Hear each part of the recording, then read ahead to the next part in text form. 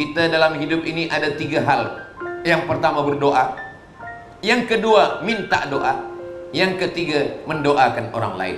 Bila kita nampak ada orang baik, maka kita diajarkan Nabi Muhammad SAW mengatakan, katsarallahu amsalak, semoga Allah membuat banyak orang-orang sepertimu. Bila kita nampak ada yang baik, lalu kemudian kita doakan orang lain, maka saat itu Allah kirimkan malaikat. Maka malaikat itu mendoakan, mengaminkan apa doa kita. Ya Allah, orang yang sudah bermanfaat untuk negeri, untuk umat, untuk bangsa, jaga dia, pelihara dia, kuatkan imannya, istiqamahkan dalam Islam. Maka saat itu Allah kirimkan malaikat. Malaikat mengaminkan. Apa kata malaikat? Amin walaka mithluh, kabulkan, kabulkan, terimakan doa orang ini. Walaka mithluh, engkau mendapat yang sama seperti yang engkau doakan. Karnival Al-Falah mengingatkan kita bahwa kebahagiaan, kesenangan itu diperolehi dengan perjuangan. Hadiahkan untuk almarhumah ibu, almarhum ayah, kita dapat, orang tua pun dapat. Assalamualaikum warahmatullahi wabarakatuh. Bapak, ibu, abang, kakak, adik, sahabat jamaah dimanapun berada, ma'akal tafa'afnaita, makanan yang dimakan berubah menjadi kolesterol, diabetes, jantung, gula, dan lain sebagainya. Wa malabista fa'ablaita, yang dibelikan ke pakaian, busuk, lapu, ketinggalan zaman. Wa mata saddaqta fa'amdaita, yang diwakafkan, disedekahkan, itulah yang akan kekal abadi. Rumah besar hanya menjadi kenangan, lapuk, berlumut, tumbang, tinggal. Ada kelas yang dipakai para penghafal Quran, itulah yang kekal abadi, mengalir pahalanya untuk kita. Hadiahkan untuk almarhumah ibu, almarhum ayah, kita dapat, orang tua pun dapat. Satu lantainya 4 kelas, totalnya 16 kelas, tempat santri belajar. Yang sekarang santri belajar di asrama. Asrama bisa dibuat kelas, tapi nanti pindahkan ke kelas semua. Mari kita support pembangunan, kirimkan semen, batu bata, kerikil, pasir, besi, dan lainnya. Berkah selalu, barakallahu fikum. Wassalamualaikum warahmatullahi wabarakatuh.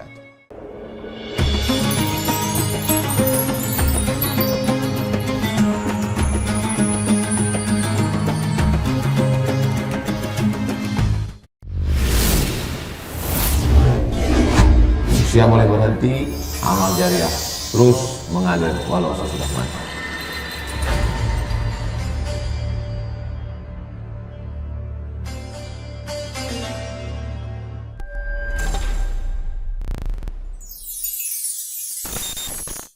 Assalamualaikum warahmatullahi wabarakatuh. Yang ni pun boleh bang. Di sini je. Alhamdulillah, Allahumma salli ala Sayyidina Muhammad wa ala ali Sayyidina Muhammad. Yang berhormat Seneta Datuk Seri Dr. Haji Muhammad Naim bin Haji Mukhtar, Menteri di Jabatan Perdana Menteri Hal Ehwal Agama. Yang berbahagia Datuk Ahmad Farhan bin Datuk Seri Fauzi, Setiausaha Politik. Tuan Haji Muhammad Khair Ngadiron, Pengerusi TV Al-Hijrah. Sahibus Samahah Profesor Datuk Dr. Asmadi Muhammad Naim, Mufti Negeri Pahang. Yang hormat Datuk Haji Ahmad Khair Rizal bin Haji Abdul Rahman, Pengarah Jabatan Agama Islam Pahang. Yang berbahagia Datuk Muhammad Ajib bin Ismail, Timbalan Ketua Pengarah Jabatan Kemajuan Islam Malaysia. Muslimin muslimat semua yang berhadir pada kuliah zuhur ini, insyaallah semua kita dimuliakan Allah Subhanahu wa taala. Amin ya rabbal alamin. Karnival Al-Falah Madani. Allah Subhanahu wa taala melalui lisan Nabi Muhammad sallallahu alaihi wasallam memerintahkan kita untuk menyampaikan Al-Falah sebanyak 15 kali sehari semalam. Start daripada subuh, sebelum matahari terbit, hayya 'alal falah 2 kali pada azan, hayya 'alal falah 1 kali pada iqamah. Kemudian ketika tergelincir matahari zuhur, kita mendengar lagi hayya 'alal falah 3 kali. Manakala matahari condong, kita juga kembali mendengar hayya 'alal falah 3 kali. Kemudian ketika matahari tenggelam, nampak merah merona di sebelah barat, kita pun kembali mendengar hayya 'alal falah 3 kali. Kemudian ketika semuanya gelap gulita, kita lagi mendengar hayya 'alal falah 3 kali. Al-falah, selalunya orang Melayu menterjemahkan al-falah adalah kemenangan. Sebenarnya apa makna daripada al-falah? Akar dari semua kata Arab itu 3 huruf. Huruf fa, huruf lam, huruf ha. Dari kata falah inilah falah. Bezanya hanya ada pada tasydid. Kalau dia tak ada tasydid, falah. Bila ada tasydid, falah. Falah artinya petani. Seorang yang menanam padi di tengah sawah, yang menanam kelapa di tengah kebun, mereka disebut dengan al-falah. Kenapa mereka disebut al-falah? Kerana proses untuk mendapatkan hasilnya panjang. Dimulai daripada memilih tanah. Tak semua tanah boleh ditanam-tanami. Al-baladut thayyibu yakhruju nabatuhu biizni rabbih. Tanah yang subur akan mengeluarkan tanaman yang elok, yang cantik. Dipandang dari jauh, mata senang memandangnya. Dicium dari dekat, harum semerbak. Bunga mawar melati namanya. Tapi tanah yang tak baik, tanah berpasir, dia hanya menumbuhkan tanam-tanaman yang berduri. Dipandang tak sedap, berbau tak harum. Dan bila salah, kita pun mendapatkan musibah kerananya. Dari mula memilih tanah yang elok, selepas itu seorang petani akan menggali tanah. Menggali tanah tak sama dengan menebas, membuang rumput. Dia mesti mengeluarkan tenaga, bertetes peluh keringat, derita dan air mata. Berubah warna kulit kerana cahaya matahari yang kuat. Lalu kemudian selepas dia gali tanah, dia tanamkan benih. Benih jagung, benih padi. Selepas dia tanamkan, dia mesti disiram dengan air yang baik. Sebab bila benih ditanam tak ada air, maka tanaman pun akan mati. Dia meminta kepada Allah, Allahumma anzil alaina, turunkan kepada kami minas sama'i ma'a, dari langit turunlah hujan. Maka ketika itu dia ada usaha ikhtiar untuk menanam, tapi masalah hujan turun, itu semuanya diserahkan pada Allah subhanahu wa ta'ala. Maka bersatulah antara kehendak manusia dengan kehendak Allah. Membuka tanah, membuka hutan, meletakkan benih, itu usaha kita. Tapi menurunkan air hujan, itu semua kuasa Allah subhanahu wa ta'ala. Berapa banyak yang mengatakan akan turun hujan, tidak jadi hujan.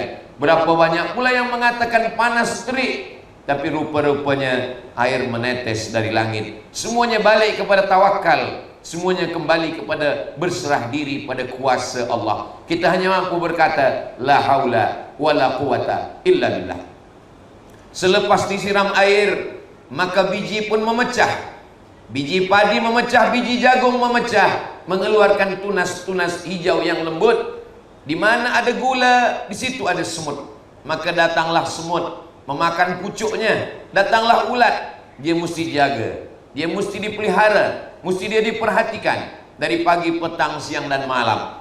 Dari pagi, petang dan siang dijaga dengan mata, dijaga dengan perhatian. Dan pada malam harinya petani salat, bertahajud, meminta perlindungan kepada Allah subhanahu wa ta'ala. Di sujudnya dia meminta kepada Allah. Aqrabu ma yakunul abdu min rabbih wa huwa sajid. Seorang hamba paling dekat kepada Tuhannya ketika dia bersujud. Dan ketika dia angkatkan tangan dengan penuh pengharapan, dia meminta kepada Allah, jauhkanlah malapetaka, bencana, musibah, supaya tanaman ini boleh berbuah dengan baik. Dia katakan kepada Allah, Allahumma dafa'an al-ghala'a wal waba'a wal fahsya' waz zina wal riba. Semuanya jauhkan, sebab musibah-musibah ini datang daripada perbuatan maksiat.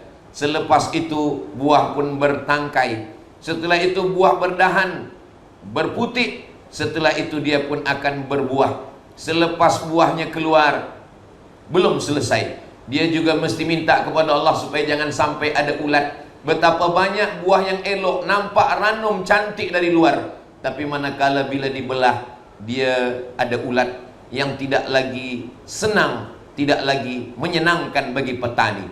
Maka ketika menjaga dari hulu ke hilir, dari awal hingga ke akhir, dia selamat, boleh menyelamatkan tanah. Disitulah maka orang itu disebut memperoleh al-falah. Al-falah sajalah yang boleh mendapatkan al-falah.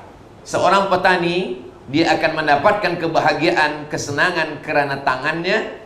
Maka kata Nabi SAW, sebaik-baik usaha adalah kasbur rajul biyadihi, usaha seorang dengan tangannya. Dengan tangannya sendiri, bukan dengan tangan orang lain. Dengan tangannya sendiri dia mendapatkan rezeki yang diberikan Allah Subhanahu wa taala. Begitulah makna dari kata al-falah, begitu pula makna dari kata al-fallah. Orang yang mendapatkan kebahagiaan karena jerih payah, bertungkus lumus, bersusah, maka itulah kebahagiaan yang dinikmati. Berbeza antara seorang pejuang dengan seorang penikmat. Yang berjuang, dia akan berjuang mendapatkan hasil perjuangannya. Adapun yang penikmat, dia hanya menikmati hasil perjuangan orang lain. Karnival al-falah mengingatkan kita, bila kita ingin mendapatkan al-falah, kemenangan, kesenangan, kebahagiaan, kita mesti ada al-falah, ada perjuangan, ada tetes peluh, ada keringat, ada air mata, ada zikir, ada doa, memintakan kepada orang lain. Tidak hanya setakat lidah, bukan hanya setakat menempelkan kening ke lantai meminta, memohon kepada Allah, tapi juga menggerakkan hati orang lain. Kita dalam hidup ini ada 3 hal. Yang pertama berdoa, yang kedua minta doa, yang ketiga mendoakan orang lain. Bila kita nampak ada orang baik, maka kita diajarkan Nabi Muhammad SAW mengatakan, katsarallahu amsalak, semoga Allah membuat banyak orang-orang sepertimu. Bila kita nampak ada yang baik, lalu kemudian kita doakan orang lain, maka saat itu Allah kirimkan malaikat. Maka malaikat itu mendoakan, mengaminkan apa doa kita. Ya Allah, orang yang sudah bermanfaat untuk negeri, untuk umat, untuk bangsa, jaga dia, pelihara dia, kuatkan imannya, istiqamahkan dalam Islam. Maka saat itu Allah kirimkan malaikat. Malaikat mengaminkan. Apa kata malaikat? Amin walaka mithluh, kabulkan, kabulkan, terimakan doa orang ini. Walaka mithluh, engkau mendapat yang sama seperti yang engkau doakan. Karnival al-falah mengingatkan kita bahwa kebahagiaan, kesenangan itu diperolehi dengan perjuangan. Bila kita tengok perjalanan para nabi-nabi utusan Allah Subhanahu wa taala, tak ada nabi yang senang, kenyang, lenang tanpa perjuangan. Semua nabi-nabi, dari mula Nabi Nuh alaihi salam dengan kesusahan mengumpulkan batang-batang kayu. Mengumpulkan batang kayu di tempat kita tidak berat, sebab tempat kita banyak hutan. Tapi mengumpulkan batang kayu di tengah gurun pasir yang kering, kita bila pergi ke Makkah Madinah, kita boleh tengok satu batang pohon kurma mesti ada air yang mengalir, tak boleh berhenti, kalau tidak dia akan mati. Maka mengumpulkan kayu di tengah gurun pasir adalah falah, perjuangan yang susah payah. Selepas kayu dikumpulkan, yang berat bukan panas terik, yang berat bukan mengumpulkan kayu, yang berat adalah caci maki, hamun, sumpah serapah manusia. Mereka mengatakan Nabi Nuh akan gila. Mereka mengatakan Nabi Nuh adalah manusia yang majnun. Mereka mengatakan Nabi Nuh orang yang terkena sihir. Mengapa mengumpulkan kayu ingin membuat bahtera perahu di tengah gurun pasir yang kering? Sebenarnya hidup ini tidak berat. Mengambil tanaman tidak berat, menanam tanaman tidak berat, mencangkul, mengolah tanah pun tidak berat. Yang berat adalah memikirkan cakap orang lain. Lalu selepas tahan dengan penderitaan panas terik pada badan, menahankan cakap orang lain pada hati, lalu kemudian barulah datang hujan lebat 40 hari 40 malam. Lalu kemudian selepas 40 hari 40 malam, tidak lagi berhadapan dengan panas, tidak lagi berhadapan dengan manusia, tapi berhadapan dengan anak kandung sendiri. Apa kata Allah Ta'ala menceritakan Nabi Nuh? Saat Nabi Nuh menengok anaknya Kan'an akan tenggelam, Nabi Nuh berkata, ya bunayya, wahai ananda, wahai buah hati belayan jiwa, irkam ma'ana, marilah naik ke atas bahtera sampan perahu ayah.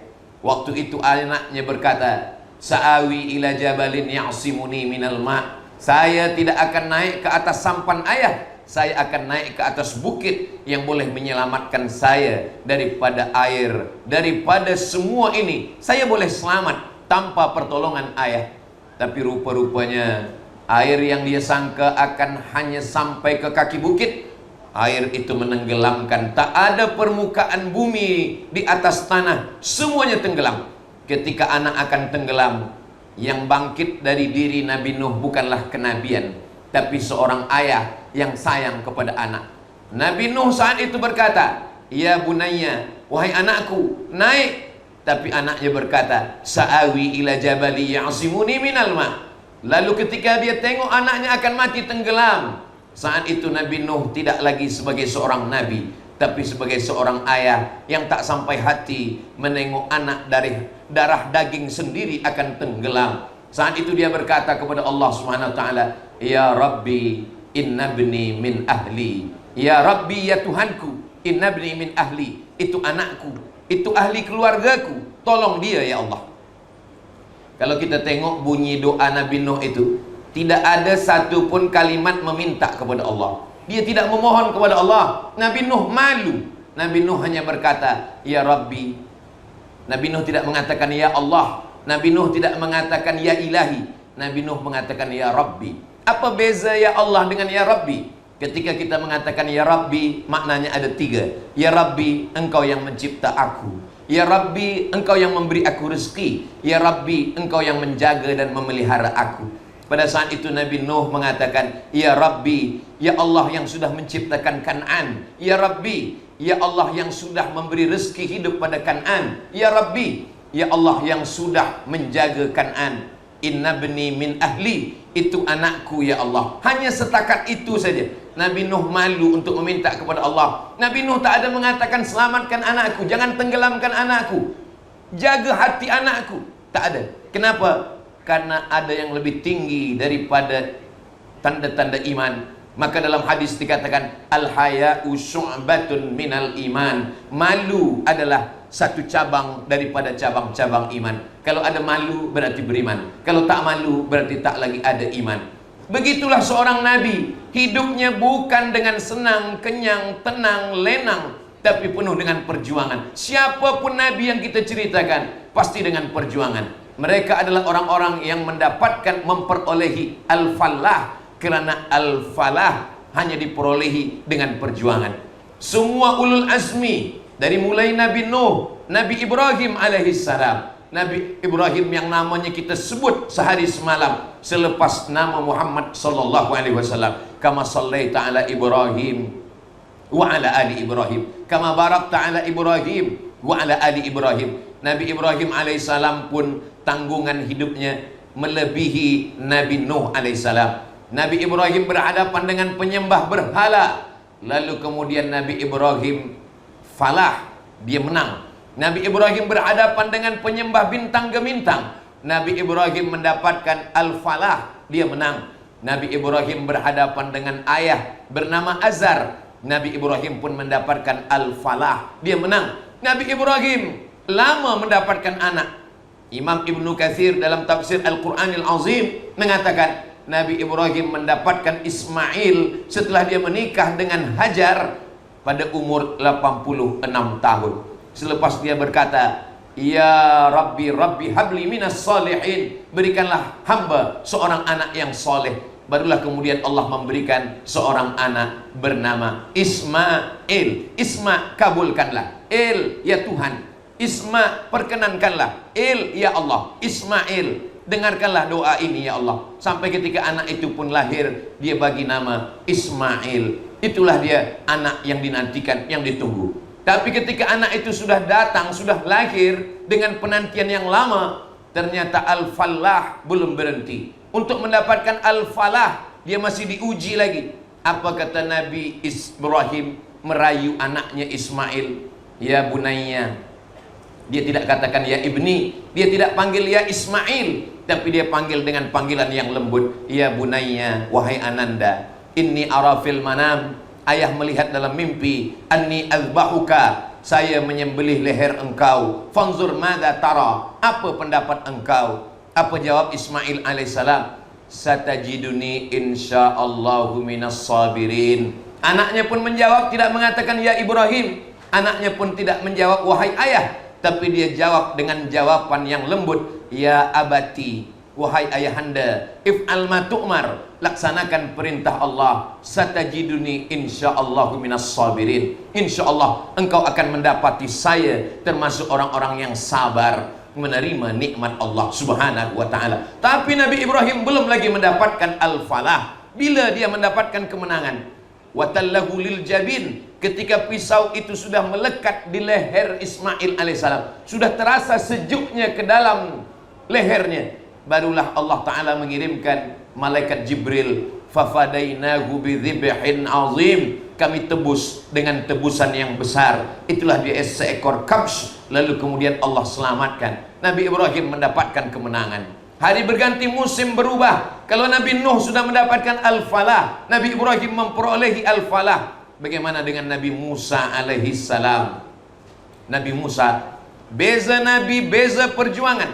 Nabi Musa alaihi salam belum lagi lahir ke atas dunia, dia sudah berhadapan dengan Fir'aun. Ketika itu Fir'aun takut, cemas, khawatir. Rupa-rupanya dia bermimpi melihat ada satu anak kecil yang menarik mahkotanya. Dia akan kehilangan singgasana kekuasaan. Maka dia kumpulkan semua tukang-tukang sihir. Yudzabbihuna abna'akum wa yastahyuna nisa'akum. Anak lelaki akan disembelih, anak perempuan akan dibiarkan hidup. Lalu kemudian apa yang terjadi selepas itu? Allah menunjukkan kuasanya. Wa auhayna ila ummi Musa, kami kirimkan ilham kepada Yukabat, perempuan yang kuat itu bernama Yukabat. Wa auhayna ila ummi Musa, kami ilhamkan, bisikan halus ke hati Yukabat. Lalu dia letakkan anaknya itu di dalam sebuah box kecil di atas sungai Nil. Lalu apa kata Allah? La takhafi, jangan engkau takut. Wa la tahzani, jangan engkau bersedih. Inna radduhu ilaik, kami akan mengembalikannya. Kalau engkau melepaskannya dalam keadaan seorang budak kecil, kami akan mengembalikannya kepada engkau dalam keadaan minal mursalin. Dia akan menjadi rasul utusan Allah subhanahu wa ta'ala. Nabi Musa alaihissalam, dia diselamatkan Allah, tapi diselamatkan lari daripada terkaman singa, tapi dia masuk ke dalam kandang singa. Dia besar di istana Fir'aun, sampai pada akhirnya Allah ingin mengeluarkan dia daripada istana Fir'aun, sehingga ada dua orang yang sedang bercanggah. Lalu kemudian fawakazahu Musa, Musa memukulnya, lalu kemudian orang itu mati. Maka ada kekhawatiran, ketakutan dalam hati Nabi Musa alaihissalam. Nabi Musa pergi bernaung, berlindung di bawah satu pohon yang rindang.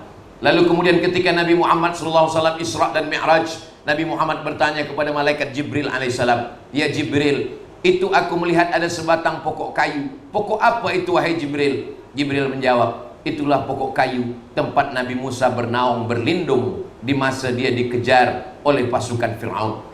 Sampai akhirnya yang menyelamatkan Nabi Musa juga perempuan. Kalau dulu dia diselamatkan seorang wanita, seorang perempuan yang menghanyutkan dia ke sungai Nil, maka saat dia bersusah hati, ada dua perempuan yang sedang mencari air. Perempuan itu adalah anak Syuaib.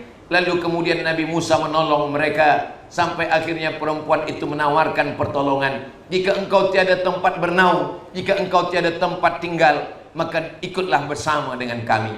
Akhirnya anak Syuaib memperkenalkan Nabi Musa alaihissalam kepada Syuaib. Lalu kemudian apa kata anak Syuaib?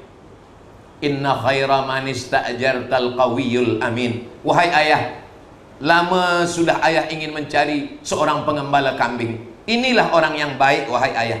Inna khaira man ista'jarta, kalau engkau ingin menjadi seorang pekerja, maka pencari pekerja inilah orang yang baik. Sifat dia dua. Yang pertama al-qawi, orangnya kuat. Yang kedua al-amin, dia orangnya amanah.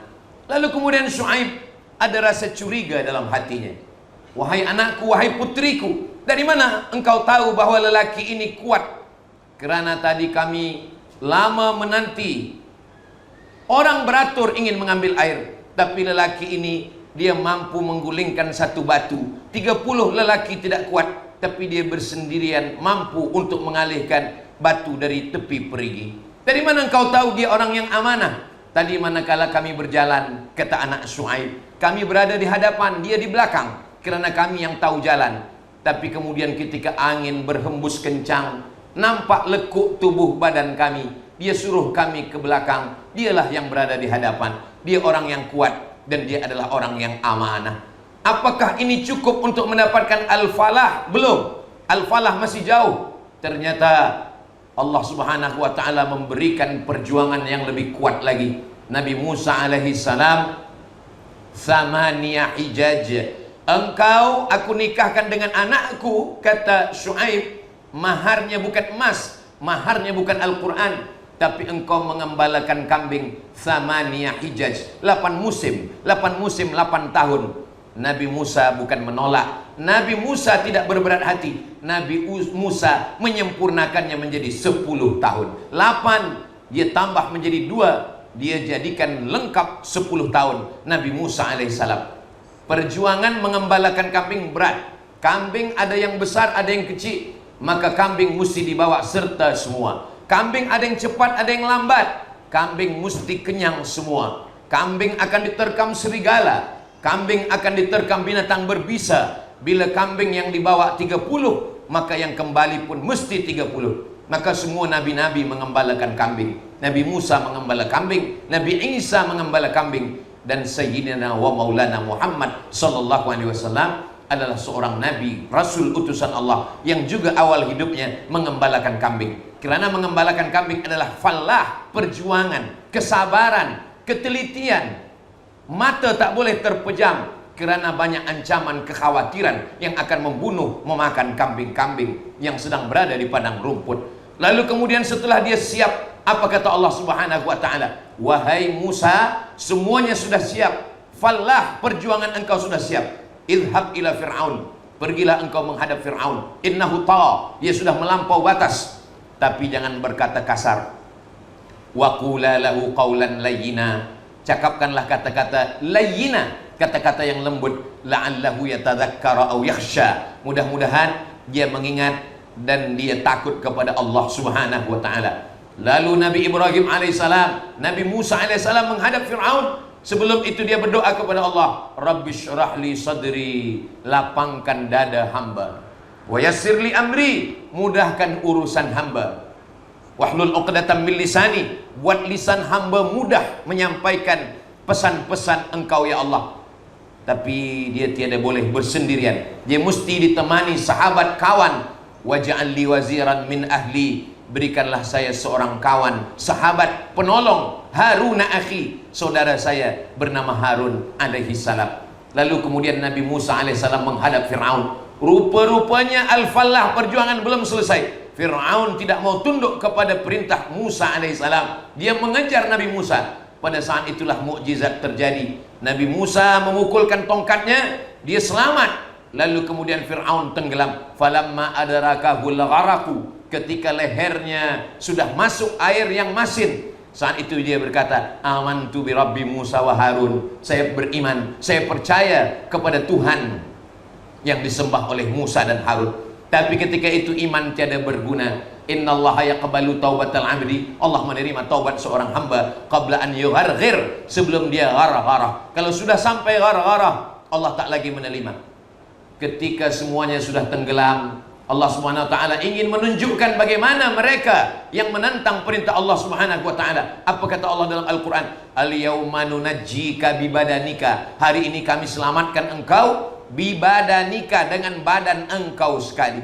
Badannya tidak dimakan ikan, badannya tidak dimakan ulat. Itu janji Allah dalam Al-Quran. Al-yauma nunajjika, hari ini kami selamatkan engkau bibadanika, dengan badan engkau. Bagaimana mereka boleh mengenali? Begitu banyaknya bala tentera daripada Fir'aun, mereka boleh mengenali ini Fir'aun. Allah Ta'ala menimbulkan jasad Fir'aun di atas Laut Merah, lengkap dengan bajunya. Dengan baju itulah mereka boleh membezakan bahwa ini adalah Fir'aun. Selepas itu mereka memakaikan kain, memakaikan tradisi mereka. Akhirnya sampai hari ini. Lalu kemudian ketika semua begitu banyak mami, lalu bagaimana mereka boleh membezakan bahwa ini Fir'aun, ini bukan? Seorang orientalis daripada Prancis bernama Maurice Bucaille mengatakan salah satu dalil bahwa ini adalah Fir'aun kerana ketika dibuka hatinya, dibuka parunya, dibuka tempat bernafasnya, mereka menemukan ada garam di dalam. Apa makna garam? Biasa kita bila terminum air, kita akan tersedak, karena air tidak akan mungkin masuk ke tempat bernafas. Ternyata kematian yang paling menyakitkan adalah matinya Fir'aun ketika air garam masuk ke dalam paru, dan ketika air garam masuk ketika sedang minum bernafas. Itulah kematian yang paling menyakitkan. Allah hanya ingin bercerita kepada kita, kalau seorang bayi boleh selamat dengan air, bayi itu bernama Musa alaihissalam. Ternyata seorang Fir'aun tak boleh diselamatkan dari air. Kalau bayi yang dimasukkan ke dalam air boleh hidup, ternyata Fir'aun yang masuk ke dalam air mati. Itu semua Allah ingin tunjukkan, innama amruhu idza arada syai'an ay yaqula lahu kun fayakun. Bagaimana dengan sayyidina wa maulana wa syafi'ina wa zuhrina wa qurrati a'yunina Muhammad sallallahu alaihi wasallam. Nabi Muhammad sallallahu alaihi wasallam hidupnya pun Masya Allah, tabarakallah. Belum lagi melihat dunia, ayahnya sudah meninggal dunia. Ketika dia sedang sayang dengan bundanya, ibunya pula meninggal. Saat pergi ingin menziarahi kubur ayah, pulang ibu sudah tiada. Di saat disayang oleh Abdul Muttalib pun dipanggil oleh Allah Subhanahu wa ta'ala. Ketika semua pakcik-pakciknya tiada peduli, tapi ada seorang yang sangat sayang. Lelaki itu bernama Abu Talib.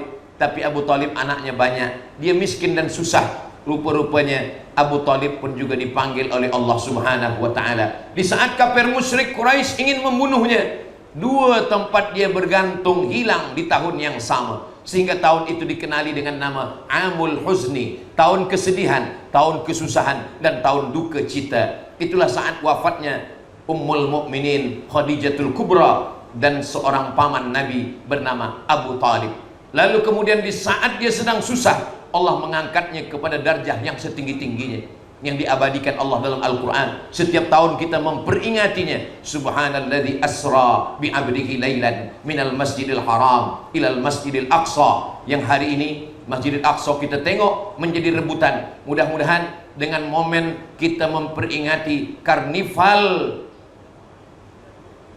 Al-Falah, maka kita berdoa kepada Allah Subhanahu wa ta'ala, mudah-mudahan Allah menolong saudara kita di Gaza, di Palestina, insyaallah. Amin ya rabbal alamin.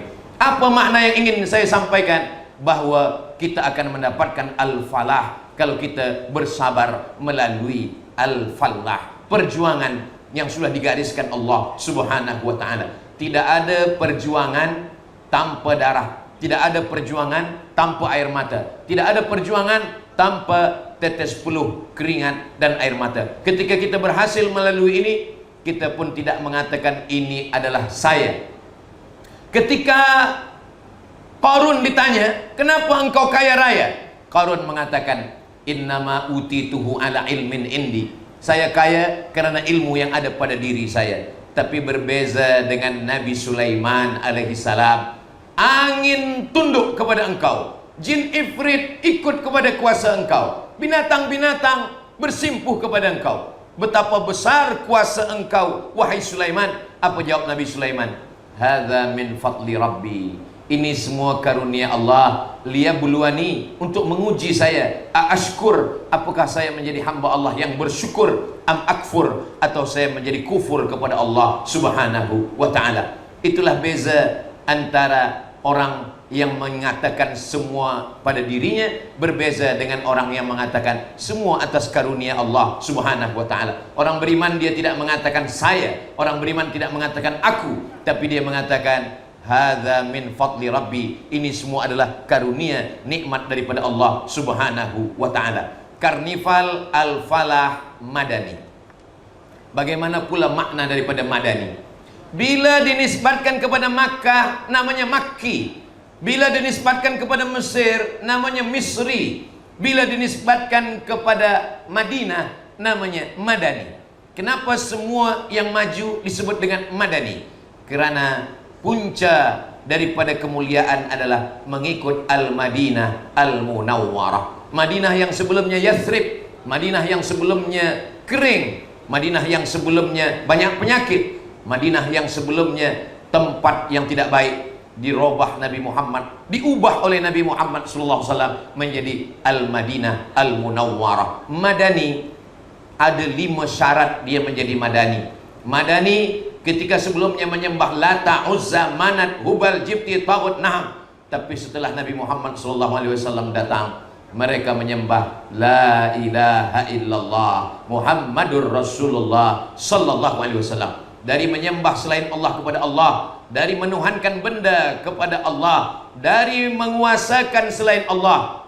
La ilaha illallah, la ma'buda bihaqqin illallah. Tidak ada yang disembah sebenar-benar sembah kecuali hanya Allah Subhanahu wa taala. La mahbuba bihaqqin illallah. Tidak ada yang sebenar dicinta sebenar cinta kecuali Allah. Itulah makna Madani yang pertama. Kalau masih lagi mempertuhankan diri, mempertuhankan benda, mempertuhankan harta, maka kita belum lagi sampai kepada level Madani. Yang kedua, sebelum Madinah, sebelum Nabi datang, sebelum Madinah menjadi Yathrib berubah menjadi Madinah, maka sebelum itu mereka berperang. Maka Allah mengingatkan dalam Al-Quran, fadhkuru ni'matallahi alaikum, ingatlah nikmat Allah kepada kamu, idh kuntum a'daan, sebelumnya kamu bermusuhan, antara suku Aus dengan Khazraj berperang, antara Muhajirin dengan Ansar belum mengenal. Maka ketika datang Nabi Muhammad SAW, ini Aus, ini Khazraj,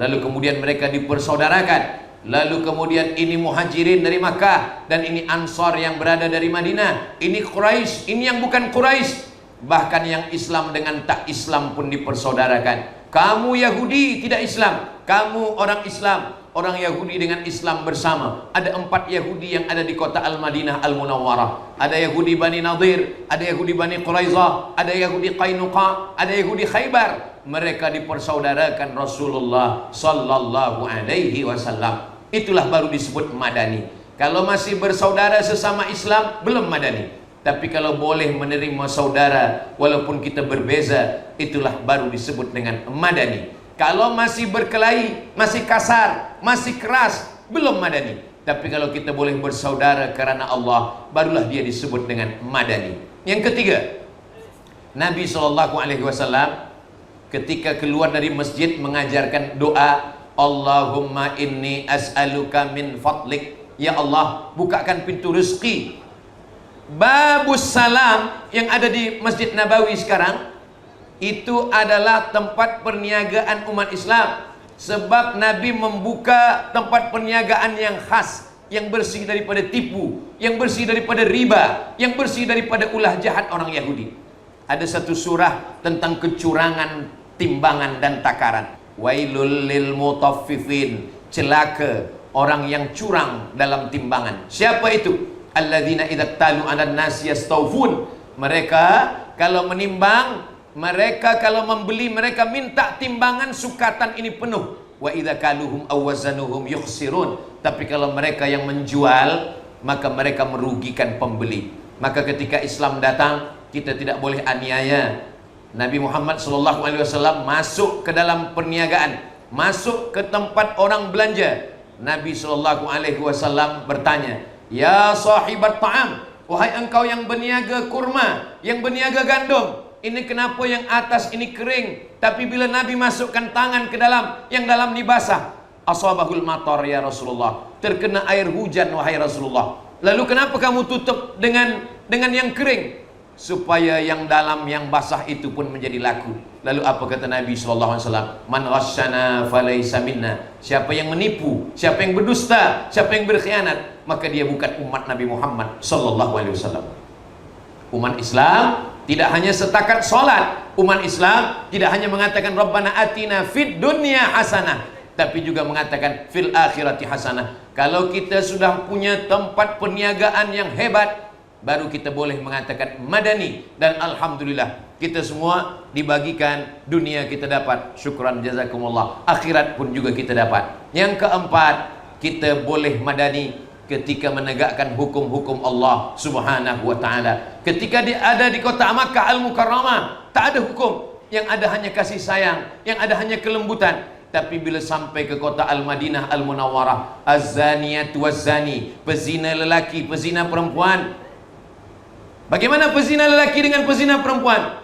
Idza zanaya, kalau dia sudah menikah, asy-syaikhu wasy-syaikhatu idza zanaya farjumuhum albattah, maka rajamlah mereka sampai mati. As-sariqu, lelaki yang mencuri, was-sariqatu, perempuan yang mencuri, faqta'u aydiyahuma, potonglah kedua tangan mereka. Begitulah hukum Allah. Wa man lam yahkum bima Allah, wa man lam yahkum bima anzalallah. Siapa yang tidak menegakkan hukum Allah, 3 ancaman yang diberikan Allah, faulaika humul kafirun, faulaika humuz zalimun, faulaika humul fasiqun. Begitulah Allah menjaga. Maka Madani menegakkan hukum Allah Subhanahu wa taala. Madani berhimpun dalam Masjid Nabawi. Sebelumnya berkumpul di Saqifah Bani Sa'idah. Sebelumnya berkumpul di tempat-tempat Darun Nadwah. Tapi selepas itu semuanya berkumpul dalam masjid. Kalau berkumpul dalam masjid hati berzikir. Kalau berkumpul dalam masjid hati tenang. Kalau berkumpul dalam masjid hati sejuk. Kerana masjid adalah tempat memuliakan Allah Subhanahu wa taala. Ala bidzikrillah, ketahuilah, dengan banyak berzikir menyebut nama Allah, tatmainnul qulub, maka hati akan menjadi tenang. Karnival Al-Falah Madani, kita sudah bahaskan makna Al-Falah, kita pun sudah bahaskan makna Madani. Mudah-mudahan penjelasan yang jauh daripada kesempurnaan ini boleh kita fahami dengan baik, sehingga manakala kita balik ke rumah masing-masing, kita boleh mengamalkan Al-Falah, kita mendapatkan kemenangan selepas perjuangan. Kita boleh mengamalkan Madani, kita mengamalkan Madani supaya kita mengikut kecemerlangan Sayyidina wa Maulana Muhammad sallallahu alaihi wasallam. Tahniah 1 Muharram 1447, tahniah Karnival Madani. Semoga Karnival Madani ini membangkitkan semangat kita. Kalau umat Islam semangat, kalau persaudaraan Islam semangat, maka insya Allah Allah menurunkan rahmatnya. Janji Allah Subhanahu wa taala, walau anna ahlal qura, kalaulah penduduk suatu negeri amanu, beriman, wattaqau, bertakwa, la fatahna alaihim, maka kami akan bukakan untuk mereka barakatin, barokah, barokah dari langit, barokah dari bumi, barokah dari tanah, minas sama, dari langit, wal ard, dari bumi. Walakin kadzabu, tapi kalau mereka mendustakan ayat-ayat kami, akhadnahum, kami akan mencabutnya, kata Allah Subhanahu wa taala. Dalam ayat-ayat Allah katakan, daraballahu mathalan lil ladzina amanu, Allah memberikan contoh kepada orang-orang beriman. Qaryatan kanat aminatan mutmainnah, satu negeri yang aman, satu negeri yang damai, satu negeri yang tenang. Fakafarat bi an'amillah, tapi manakala dia kufur kepada nikmat Allah Subhanahu wa taala, fa adzaqaha Allahu libasal ju'i wal khauf, Allah pasangkan mereka 2 pakaian. Pakaian yang pertama libasal khauf, libasal ju', lapar. Yang kedua khauf, lapar perut, khauf hati. Perutnya lapar, hatinya takut, cemas kepada Allah Subhanahu wa taala. Alhamdulillah, kita masih lagi diberikan baldatun thayyibatun wa rabbun ghafur. Semoga dengan Karnival Al-Falah Madani ini Allah Subhanahu wa taala menjadikan negeri yang tempat kita bernaung, tempat kita berlindung, baldatun thayyibatun wa rabbun ghafur. Barakallahu fikum, ahsanallahu ilaikum, jazakumullahu khairal jaza. Selama menyampaikan tazkirah ini, banyak kata-kata saya yang tak berkenan di hati, menyinggung perasaan Al-Faqir Abdul Somad, hamba Allah yang dhaif, memohonkan ampun, memohonkan maaf. Mudah-mudahan kita semua selalu dapat ridha Allah Subhanahu wa taala. Terima kasih atas segala perhatian. Mohon maaf atas segala kesilapan dan kekhilafan. Aqulu qawli hadza astaghfirullah li wa lakum. Wassalamualaikum warahmatullahi wabarakatuh. Usia mulai berhenti, amal jariah terus mengalir walau sudah mati.